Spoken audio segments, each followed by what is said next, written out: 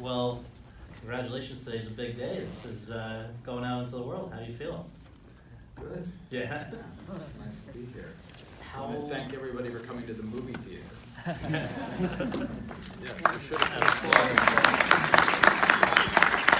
No, seriously, it's a big deal. I think it's Netflix gave us a whole month, which is the most they've done, and for a movie before it goes in the server.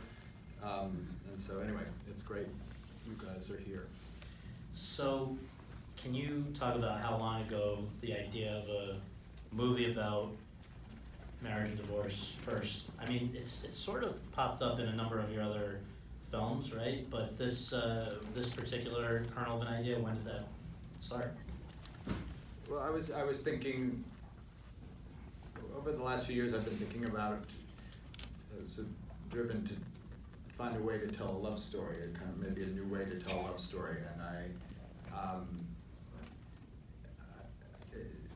And in a way, I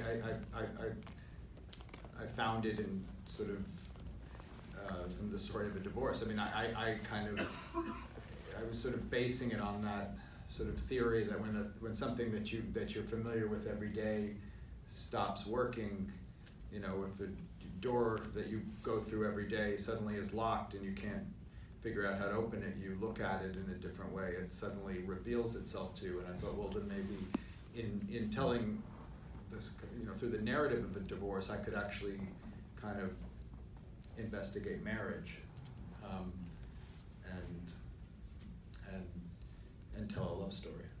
So, you have been closely associated, you know, closely a witness to divorce as the child of a divorce, as somebody who's been through one. It's also the case with a number of your collaborators on this, and I think it's interesting and unusual the way that you consulted not just your own experiences, but also from the writing process on some of these other folks and integrated things. Can you talk about, you know, is that something you've done in other scripts where you're working with the actors from that early on? Well, in Meyerowitz, I brought Adam and Ben in pretty early. But yeah, with this one, I also did a lot of research on I interviewed lots of people who've gone through divorce and also professionals who work in the divorce system, lawyers and judges and mediators, but it worked sort of. I found it invaluable. I mean, having Adam and Scarlett and Laura in my mind while I was writing, both gave me, you know, it's inspiring.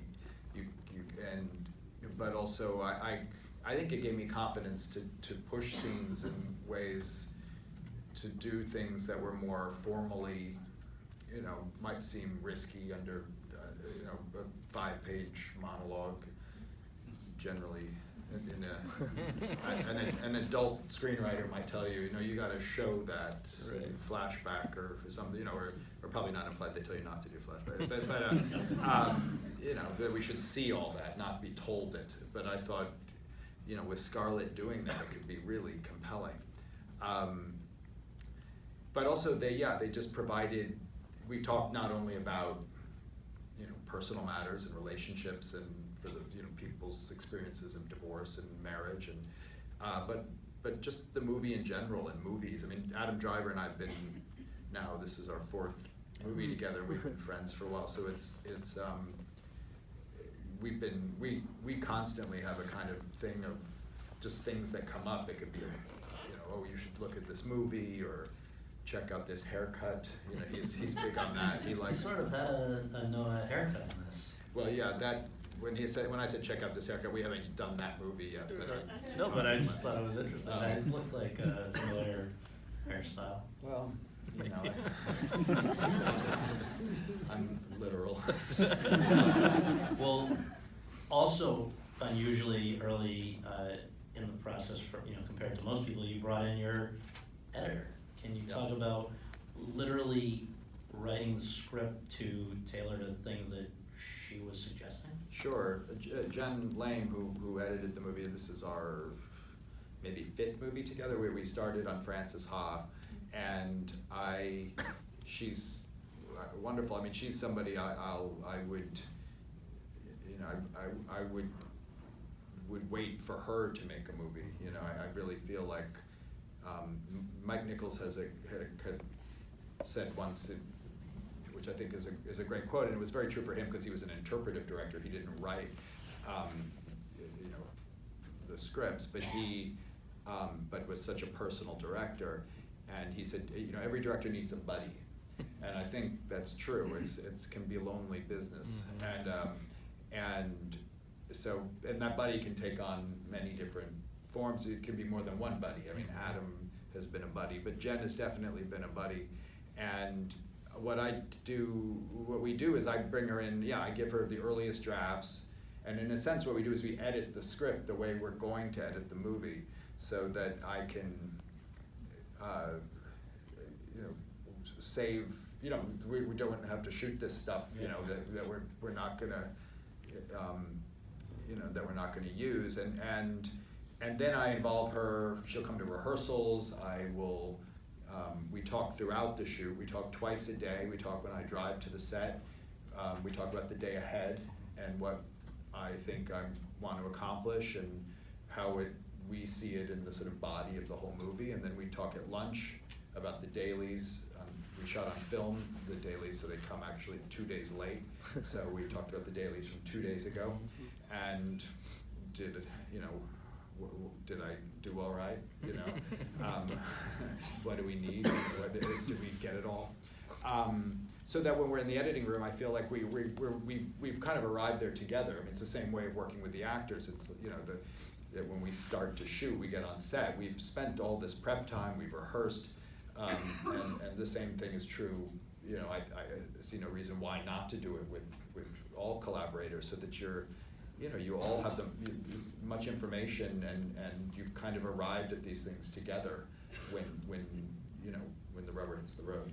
And I guess one thing that all the aforementioned people were involved with you, and I think it's one of the more memorable, or you know, of a lot of memorable parts of this movie, is the opening, I think about 8 minutes sequence of the things I like about, you know, they're saying about each other. You have put together a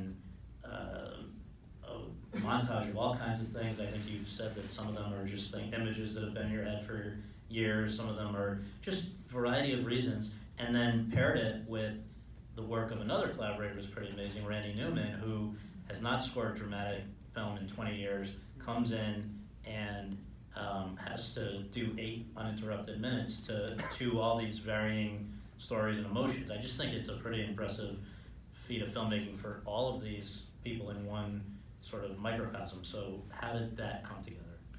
Yeah, well, that montage is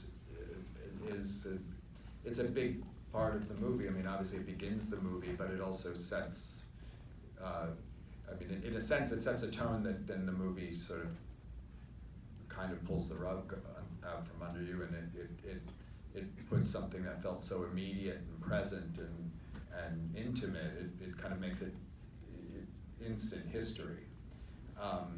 But the truth is, I felt as the movie continues, the little things, the mundane things that were there still exist. You know, I mean, and that was always so important for us, that love exists in every scene of this movie, no matter how contentious things get. And by having that base, I feel like the audience then has those sort of, you know, that those sort of little things in their mind.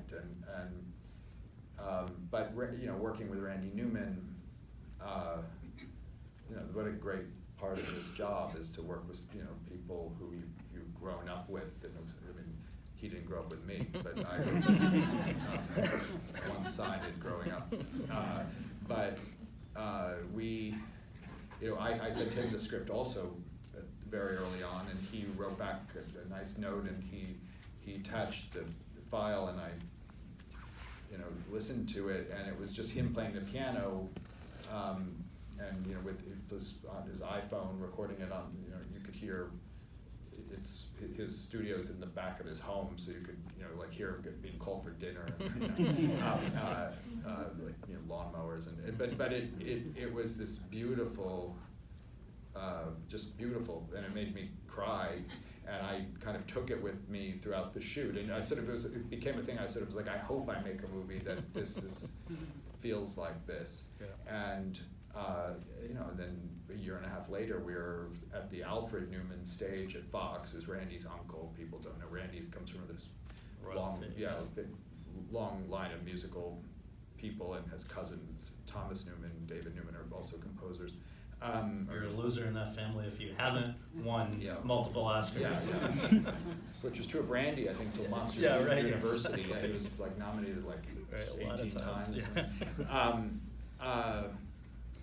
But so, and then we're recording now with a chamber orchestra, we're recording that exact cue that we sent, and it's the cue that plays when Charlie is out on the landing looking at the photos for the first time, and then it plays again at the gate, and then at the end of the movie. Yeah.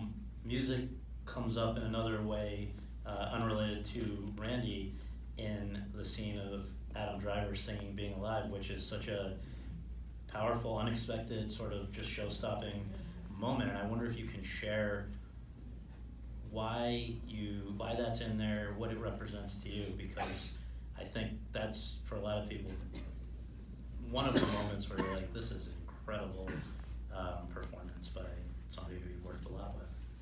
Well, Adam and I talked about company over the years, and even the sort of notion of, is there a movie of company, we sort of talked about for a little while. And in doing that, I was listening to the score a lot, and thinking about it, watching old performances and, you know, on YouTube, and the notion of Adam singing "Being Alive" was so compelling to me. I felt like, well, even if we don't do that, we could maybe we just find a way to justify it in a movie. And I half joke that I reverse engineered this entire movie to get him to do that. But it was a note I had as I was, you know, there are many of them, but you know, as I was working, sort of how could I arrive there? But you know, what was interesting about the material for me is that there were many hidden genres in it that revealed themselves often in different scenes. You know, there's kind of a screwball comedy at times. There's a thriller aspect at times. Courtroom procedural. It's a horror movie often.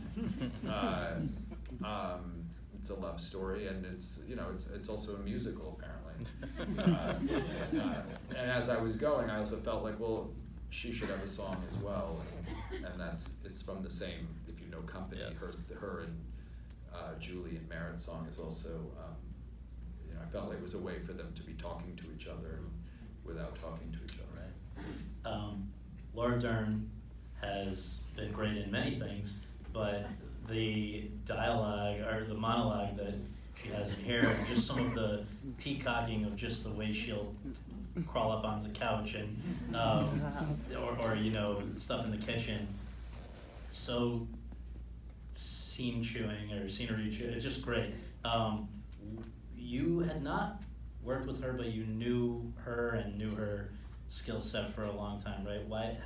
Could anyone else have played that the way she? Well, I mean, Laura and I are basically the same age, and I in a sense I grew up with her too. I mean, you know, when I started in my, I don't know when I was, you know, my early tweens maybe, you know, I mean, where like when Mask and Smooth Talk and Rambling Rose first came, you know,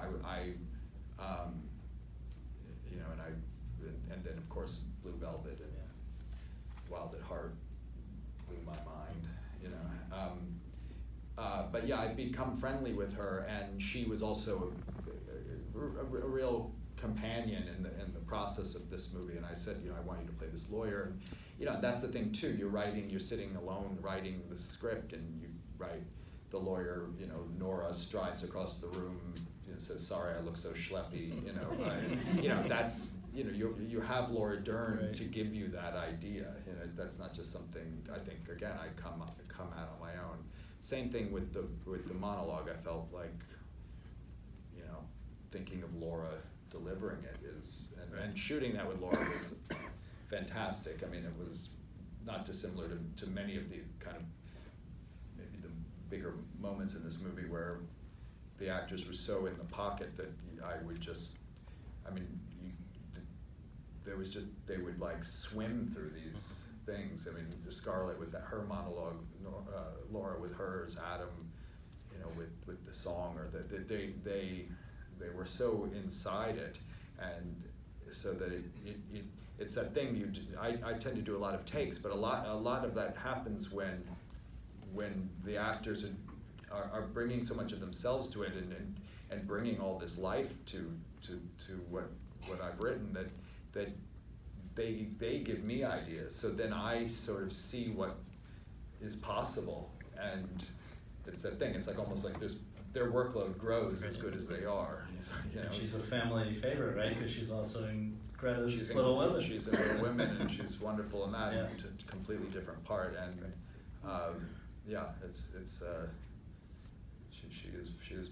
she's living with us. Yeah.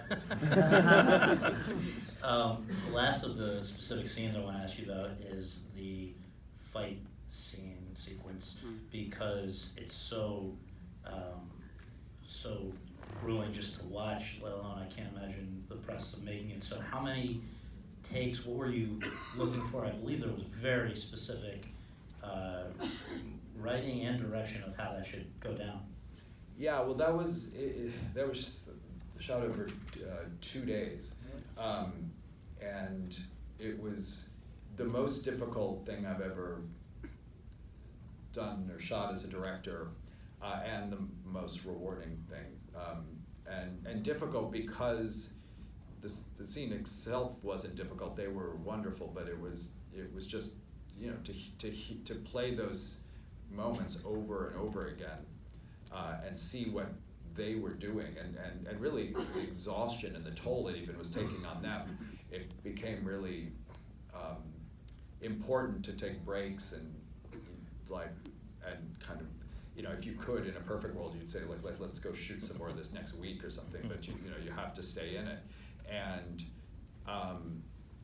but it was, to what you're saying, it was extensively rehearsed and blocked, and that scene, like the whole script, I mean, the overlaps, you know, the dialogue is exact and the overlaps are exact. So like where people come in and when they, you know, when you should come in on somebody else's line.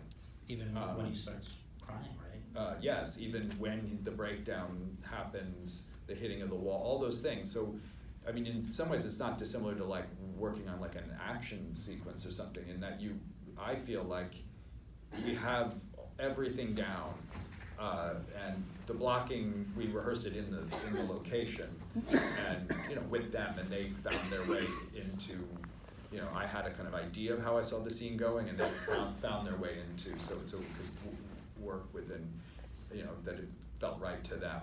And I find that giving those kind of, having those parameters that kind of, you know, in some way, some kind of safety net for everybody, it then allows the actors the freedom to go and let go, which was required. You know, I mean, and you see what they did in that scene. It's remarkable. And that feeling didn't stop. I mean, we're editing in those scenes. You know, again, there's 2 days. There are a lot of takes. You know, Jen and I would watch them, and then we'd have to stop. You know, we'd be like, you know, I guess take 3, 7, 11. You know, let's go get a bite. You know? So, but again, it's so rewarding as it would take its form, because of what they are doing. Well, if we can close, we'll take 3 questions from the audience. I emphasize questions as opposed to soliloquies, pitches, etc., just in the interest of time. So let's start here, please. Yeah. Hi. You mentioned that you worked with the actors, that you gave them that safety zone in terms of the blocking. But the direction, I gotta say this. Congratulations! It's an amazing movie. The writing, directing, performance is phenomenal.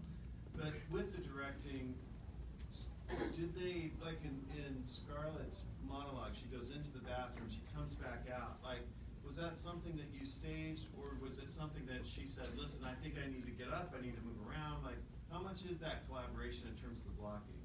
Well, it's all staged by the time we're shooting it, but it depends on the actor, because sometimes I actually find with both Adam and Scarlett is they're very open to whatever, you know, if I feel like, oh, I want, you know, movement, you know, or I just would rather you go over there in a way. I mean, the fight scene, I felt like the blocking had a lot of real logic to it, because it, in a way, it almost plays out how their relationship for the whole movie, which is she's kind of trying to get him to see what's happening, and he's walking away, and he's you know, I mean, and so that's kind of how it ended up playing, is he keeps finding, you know, I'll do these dishes now, you know, or I'm going to go into, you know, pack up Henry's room, you know, and she's trying to get him to focus, and then he finally focuses, and we see at that point why he's afraid of focus, you know, of coming forward and of confronting, because he's hiding, he's protecting himself, understandably, and so, you know, the monologue, I had an idea, you know, of how I thought it should be, and that's pretty much what you see. I'll say though, in that monologue, even though Scarlett has a song as well as Adam, I think the monologue and being alive actually are kind of. You go back to the table, and then he goes back to the microphone. Yeah, they're kind of shadows of each other, and or mirrors or something that feels like the thing it's in front of. And then, what was that? Yes. And it's the only time that the camera moves, it's without being motivated by physical movement. I mean, and there's a lot of movement in the movie because people are moving a lot. But you know, the push in on Scarlett and the push in on Adam and being alive, I felt like it's internal movement, it's emotional movement, it's something is changing, and we can't help but move in. Let's give somebody way in the back a chance, and we're not seeing anything, so we'll come back up. Go ahead. So I never noticed quote-unquote cool shots in your movies until like the third, fourth, fifth viewing, you know, because I'm so engrossed in the story. But I'm curious about some of the conversations that you have with your DP, in this particular case with Robbie. You know, the wonder with Scarlett, you know, how like negative space in Los Angeles versus like the frame being so colorful and filled in New York. Like, how do those conversations look like, and when do they take place? Are they in pre-production? Are they on set? Are they over? It's in pre-production. We prep a lot, and we prepped in New York. We shot in LA first, but we prepped in New York, so we knew we had a whole game plan for New York before we all kind of relocated to LA, and then we came back and had a week sort of break/prep again, and then we shot New York. But yeah, those are things Robbie and I. It's not dissimilar to working with the actors. We get together and we. In the beginning, you're often looking at references. We're looking at movies. Bergman's Persona was a big reference because we knew we wanted a lot of close-ups. It's in those conversations we decided to change the aspect ratio from how how I've ever shot before. It's 1:6:6, which is a narrower aspect ratio if you don't know the size of the frame that you're watching. I think it frames the faces in a beautiful way, and I knew there's a lot about, sort of as you were pointing out, a lot of the movies about internal and external, at least the way we were kind of approaching it visually. So you have, both for them, their internal life versus the external life, but also we're in a lot of rooms where you can see, the space outside. It's like a painting or something. You can't get there yet, But all those things come up, and then as we find the locations, that then informs a lot of stuff. And suddenly the locations give you new ideas. Blocking that you maybe kind of had theoretically doesn't work in the new location. You get a new idea, a better idea, hopefully. Something we were talked a lot about was point of view, because the movie, you know, I think without calling attention to itself, sort of plays on this notion of who are we with. So like when, you know, the first part of when Nicole goes back to Los Angeles, we're with her. It's really kind of her movie. So even when Charlie re-enters, we're with her experience of Charlie. Charlie's almost a character in her day, you know. But once she serves Charlie and after they read Stuart Little, it kind of starts to shift over. Now we're more with him, and when he returns and he's got the Frankenstein outfit, you know, he's trying to convince her. Now she's more almost like a character in his day. But once they're in the mediation with Bert and Nora, everything's over there, each one of their shoulders. And it's shared at that point forward for the rest of the movie. And even when the lawyers are talking to themselves, we're never with the lawyers. It's always with one or the other of them. Everything is their experience, the whole movie. And you know, those are things that come up and, you know, become, you know, sort of, you know, exciting ideas that that when you're there, you have them and you're ready to implement, knowing of course that every day on set provides new stuff and ideas, and you want to be open to all of that always. That's so interesting about the over the shoulder. I didn't even think about that. So I think I gave a soliloquy. No, it's great. Well, we actually are out of time, but that was worth the answer. So thank you for coming.